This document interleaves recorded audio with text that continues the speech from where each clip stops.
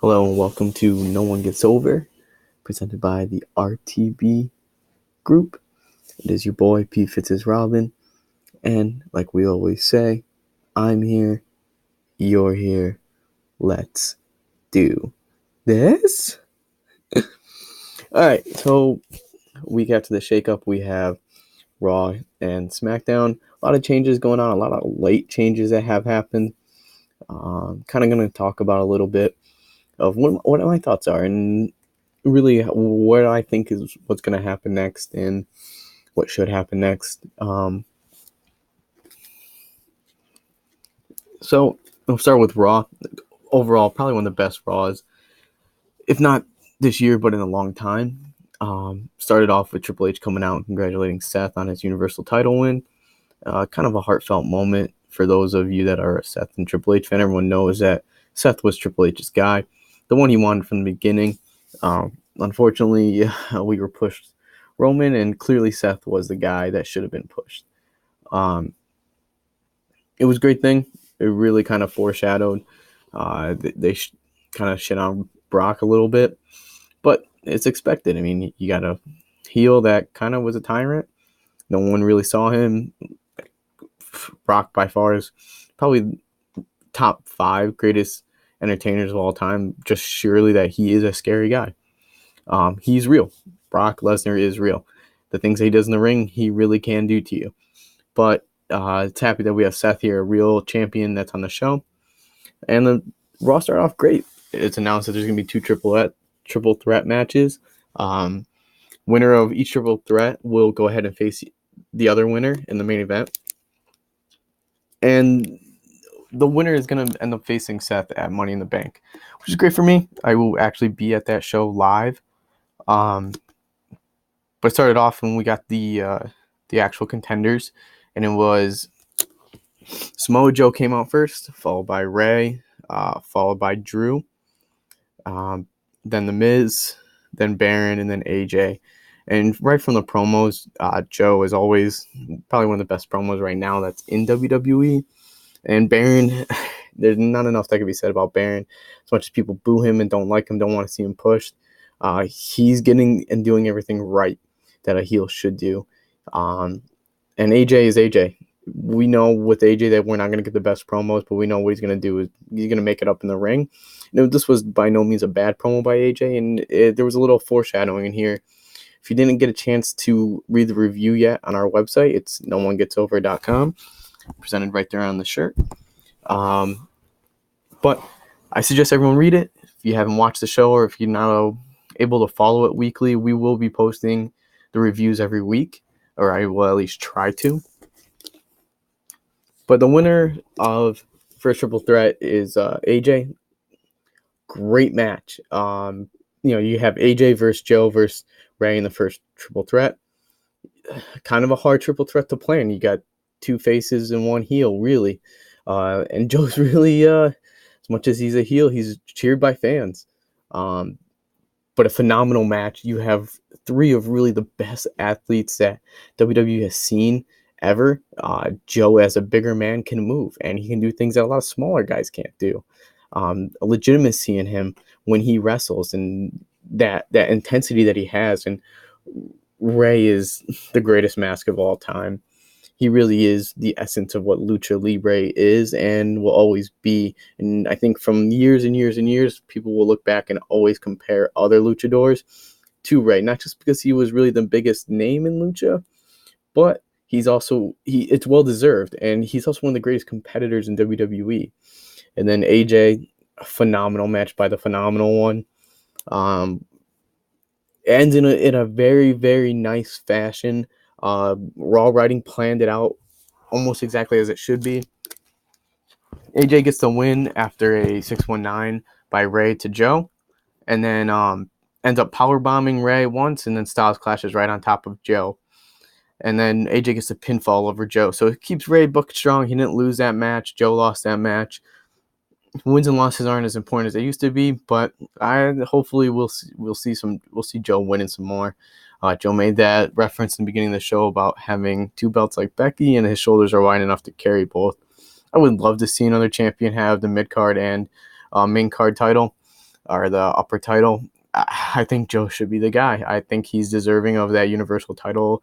I don't want to see him take it off Seth. I want to have hopefully Seth gets a long and lengthy run, but Survivor Series comes around, Joe should be in that talk. If Royal Rumble comes around next year, Joe should maybe win it. That's a lot of speculation. I don't know anything. I don't have a dirt sheet. I don't read the dirt sheets. I have no interest in that. I'm just a fan.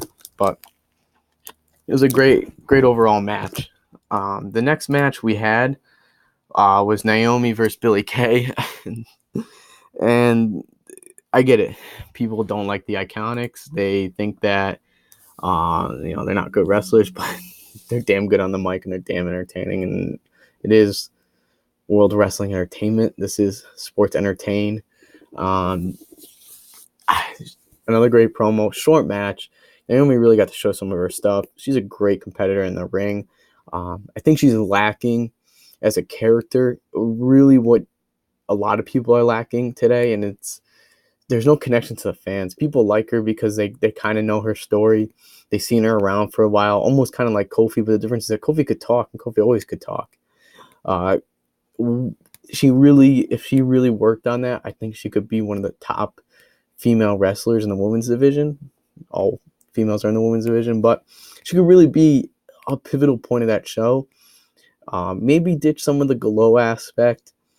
It's kind of old now. It's kind of dated, but who knows?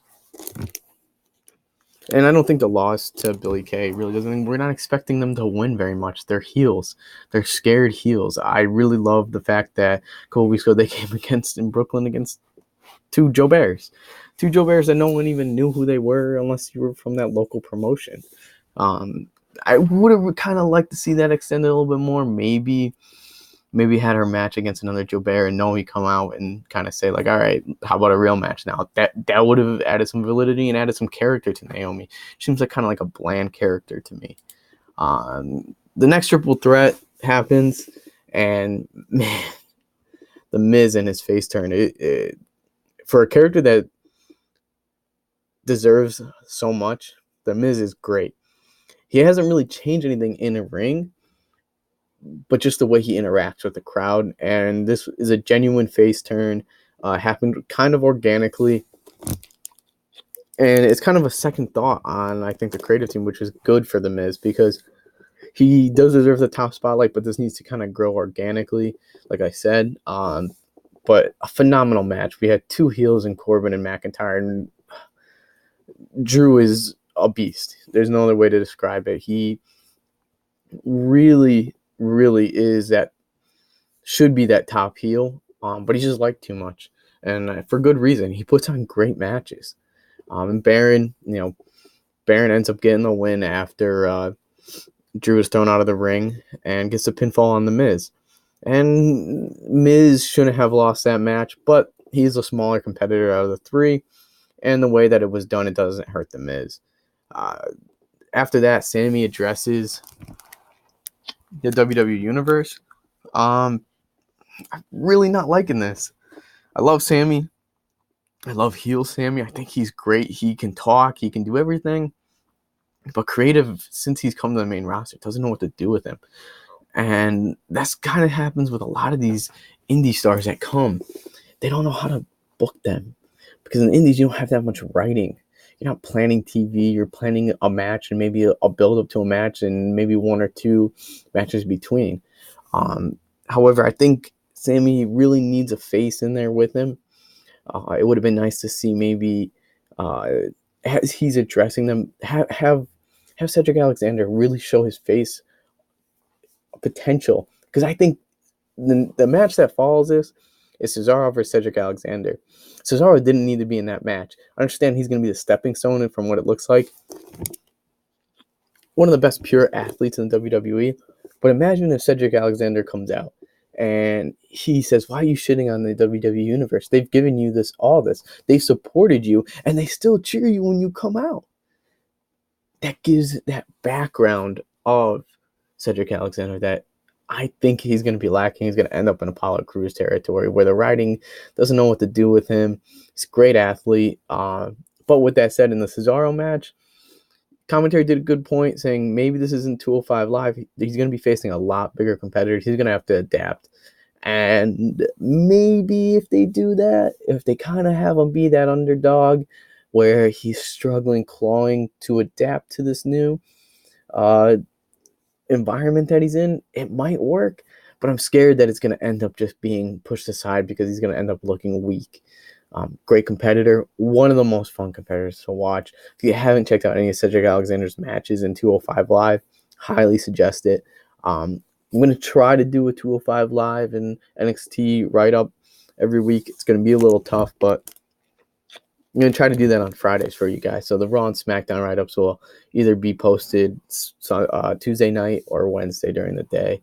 Unfortunately, just when I have time. I am on the East Coast, so things do run a little late here. But we had the women's champion. Oh, man. We had the champ come out after the decimation of War Machine on Lucha House Party. I'm going to take a step back here, and we'll kind of focus. I don't want to skip over War Machine. The Viking Experience, now the Viking Raiders. Better name choice, kind of too late though. But apparently they're still the NXT champions. They haven't lost those titles. They haven't relinquished the titles. But they just decimated Lucha House Party before the match. Again, I saw Warbeard back here in NEW years ago. I've been a fan of the guy since I first saw him. For any fans that are a casual fan of WWE, do the research. Look at your local promotions, because there's going to be a lot of guys in there that are going to eventually make it to WWE and maybe AEW.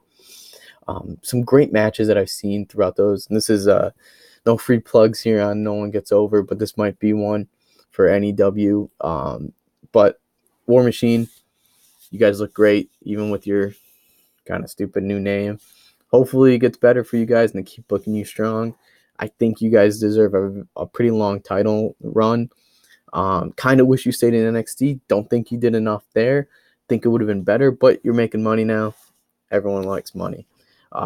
Like I said before, Becky comes out after this. She comes out and she's announced that she's having a match with Alicia Fox. Last time we heard of Alicia Fox, she was in the ring drunk. Don't know if this was an act or not, but it sure as hell looked like she was on something. Not a good match, a lot of botches. Not on Becky's part. Becky tried. You could tell she's trying to make something out of nothing. And I've never been a fan of Alicia Fox. Don't think she's a good character. Don't think she's a good wrestler. She'd probably be better in a managerial role, but I don't even know if she can talk. This crazy, psychotic kind of gimmick that she's got might work, but that Raw roster is thin for the women's. I mean, it's apparent right now. You could see it. Lacey comes out after the match, hits Becky with a woman's right when she has a disarmer on Alicia Fox. I mean, Becky no-sold it, kind of caught it afterwards, and I think that a lot of that has to do with her frustration in the ring with Alicia. Match was way too long. Got called early. You can pretty much tell there was no build up to the finish, nothing. And then if you look in the background, you see Alicia Fox playing with her eye. Maybe she got something in her eye. Maybe her contact fell out. I don't know what it was that caused her to look like that, but wasn't good. We get that. Lacey Evans versus Becky at Money in the Bank. It's going to be great pay-per-view finally coming home to Hartford. Excited to see it. If you're not a fan of women's wrestling, I don't know what's wrong with you. Becky really is the best thing in wrestling right now. She's kind of taken this, and I can tell that there's some reins being put on her, but she don't need no reins. She knows exactly what she's doing. She knows how to do it, and they got to keep rolling with it. And Evans, she might be good. She might not. She reminds me a lot of Charlotte, which is a good thing. She could definitely talk. She kind of lost her accent a little bit there. I don't know if she's naturally from the South. I don't dig that deep into things like that. But I like the gimmick. I think it's a good gimmick. And I like the name, Woman's Right. Not a big fan of one-punch finishers. Kind of that Superman punch kind of it doesn't look good. It barely looks good, and it's a move that happens all the time. You punch each other all the time, so why would your finisher be a punch? But, if she does it and people sell for it, great. I don't want to see the titles off Becky. I think a lot of this has to do with the Fox deal. They kind of show that people can jump around, and this is going to be an interesting deal when SmackDown moves to Fox, because now you're going to actually have two opposing cable companies fighting for talent. Might end the brand split, is what the rumor mill is saying. I hope not. I like the brand split. I don't like people jumping from brand to brand. I think it kind of dilutes the meaning of the brands and the meaning of the titles at that point, because you have a Universal title, WWE title, SmackDown title, Raw title, US title, Intercontinental title. Build your shows around the titles. Make them important. And then we get a great little segment with the new Robert Roode and his glorious mustache. Finally, some light for the Bob Roode tunnel. He was a great heel in NXT, came to the main roster, had somewhat of a good run in SmackDown, came to Raw, and didn't really do a lot of much. I like that he's taking shots at Chad Gable. I think he's trying to put Chad over a little bit.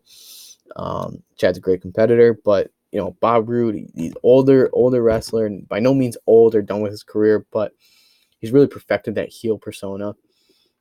He ends up getting the pinfall over Ricochet. This doesn't hurt Ricochet at all.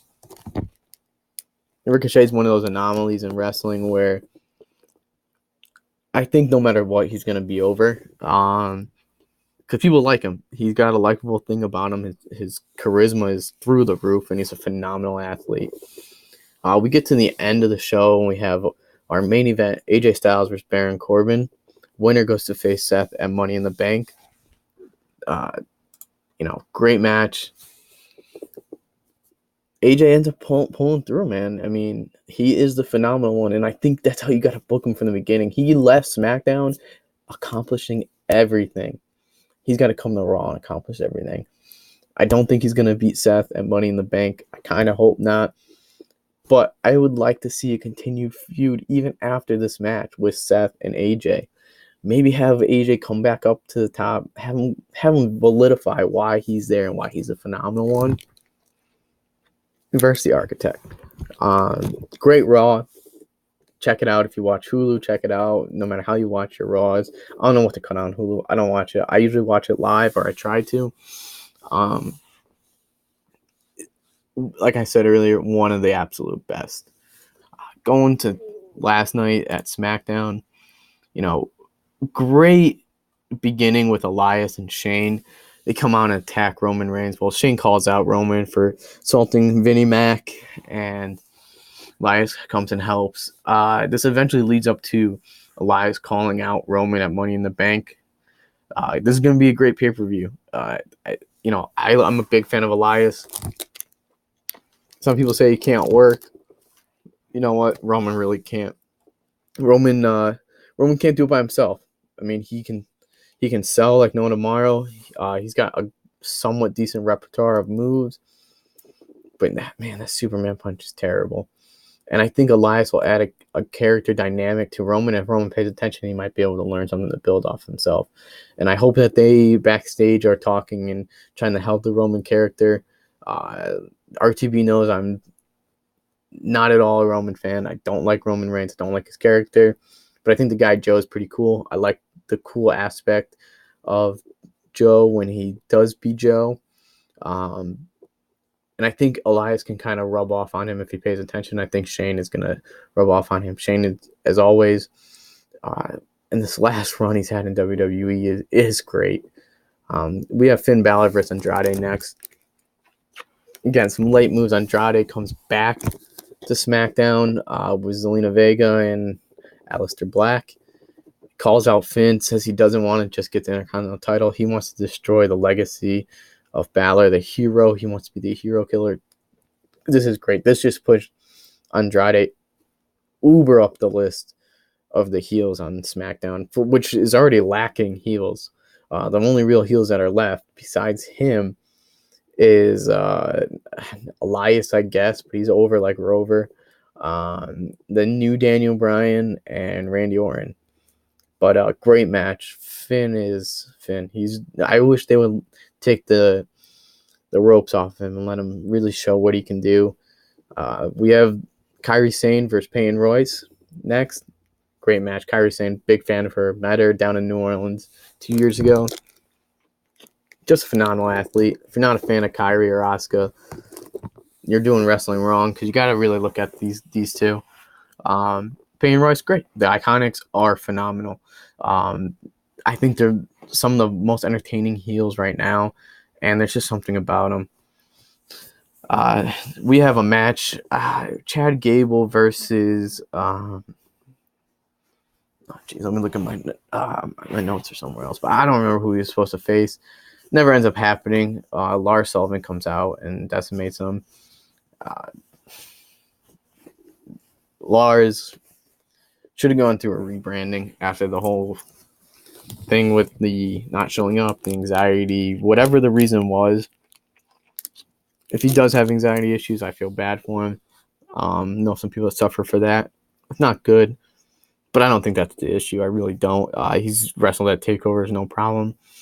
But he's just a wasted character. He looks like Snitsky. At least Snitsky kind of had a story that was built decently. Had some real heat, but no one cares about Lars. He could have really benefited from a repackage here when his time off. I mean, it's been almost 8 months since he was supposed to, or more than that now, that he's supposed to debut, and he didn't. Have him cut his hair, have him change up his look.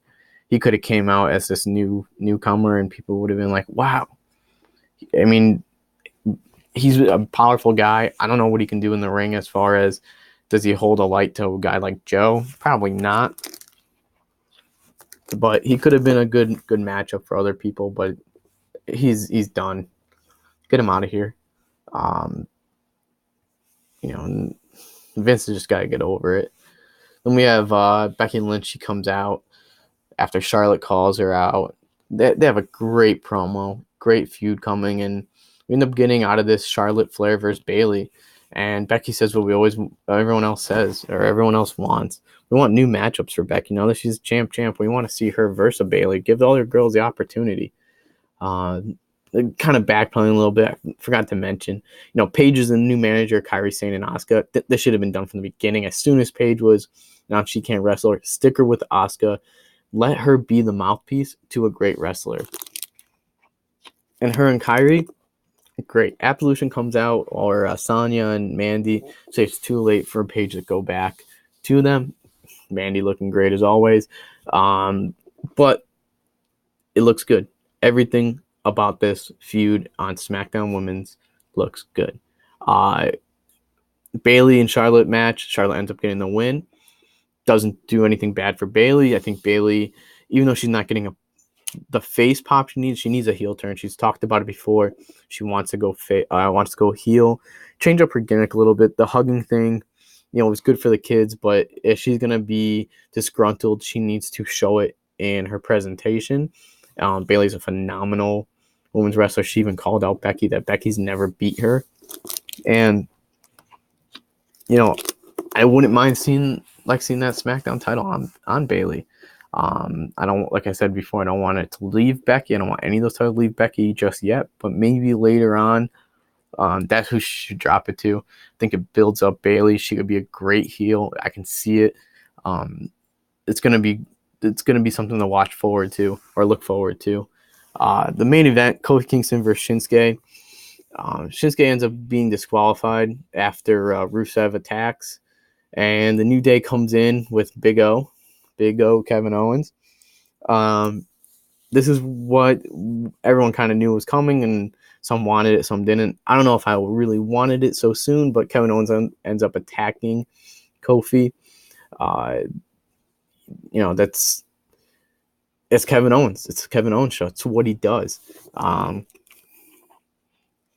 Is this going to lead up to a match at Money in the Bank? I don't know if they announced it or not, but I'm going to assume so. If they haven't announced it already, this is what they're going towards. If Kofi's run ends, I wouldn't mind it ending to Kevin Owens. Big fan of Kofi, have since I first saw him way back then. But I'm a big fan of heels having titles. I think it only helps faces to build up to them. If you haven't seen anything like this, I think Kevin Owens really could be the biggest thing for Smackdown. Before he got hurt, his run was kind of bland, but they're booking him like Shawn, booking him like Michaels, and he's kind of a mix between Shawn Michaels and Stone Cold, and I like that. I think he's a real student of wrestling. He actually enjoys it. You can see. I did like the kind of family aspect where he did his little vignettes with his iPhone and everything. But I want heel Kevin Owens. I want the arrogant Kevin Owens. I want a mouthpiece Kevin Owens. I like it. Just some of my thoughts about what's going on. Bray, I think the Firefly Funhouse or whatever it's called. When I first saw it, wasn't a big fan. Went back and watched it. It's creepy. It's Bray. I think it looks great, even though he looks just like his brother Bo now with his hair up like that. But who knows? Maybe we'll get Bo and Bray together finally. I think that if they go this split personality road, almost like how Matt teased it with the Broken and V1, I think it would be good. I would really hope that what I really want is give me what I want, Hunter, please. I really want Bray to have another world title run. I think the first one was wasted. I think he's phenomenal. He's killed everything that's been given to him, and they just squash it every time. Just poor writing. But if he goes in with this, and this is all just a facade of how he's going to end up, and he's going to reel other people into this new character just to be the old character, it just adds more to his old character, and it's great. That mind control, those mind games that he could play, I really think it's great. I think Mercy, great name for his puppet, and then the Abby, playoff sister Abigail, Mercy after Mercy Whalen, I believe his name is.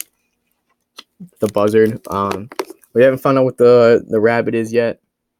I'm thinking the rabbit might be someone in a suit, and if it's Bo, that might be great. Have some wrestlers come on the show. Have Cena. If you can get Cena, this would be great. Cena could really put Bray over here. Have him on the show. Have, maybe not some real kids, but play the idea that there's kids on the show as well. And the rabbit, comes out and attacks Cena, or it would be great. The rabbit comes out and attacks Cena, and you have Bray back in his rocking chair telling a story, just watching it all unfold. And then afterwards, he just looks at Bray, or he just looks at Cena. Bray looks at Cena and just says, "You're mine now." And we have a match, and it might happen at SummerSlam. I don't think you're gonna have that Money in the Bank. Hartford's not blessed enough to be graced by Cena's presence any longer. But the direction looks promising. I'm not really a big fan of superstar shakeups in the last couple of years. I think that there's some good moves that they make. The way they do it, I don't really like. I like the old draft. It kind of adds up some validity of what's going to happen, some mystery. But this year's been great, and I think this week felt like a new starting point. Not last week, not the Raw after Mania. The last month or so, it's been a couple weeks since Mania. Kind of just been filler to me. And if this is the direction WWE is going with, more power to them. Keep doing what you're doing, because this week was great. As always, this is No One Gets Over Pod, presented by the RTV Group. It's your boy P. Fitz is Robin. Leave a comment, subscribe. It really helps. I'm trying to make this thing as big as I can, as fast as I can. Check out our website. The link should be in our profile. I'll leave it in the description. NoOneGetsOver.com. We have weekly updates. You want to interact with us, you can interact with us through the YouTube comments or even through the website. You guys can post your comments. I'll read them. I'll approve the ones. Please keep it clean. I don't know how many little kids are going to be watching this, but just always keep that in mind. I do swear, not a big problem for me, but just kind of keep it positive if you can. But be free. This is a platform for you guys as well as fans. If you guys want to say something, this is where you say it. And just remember, no one gets over.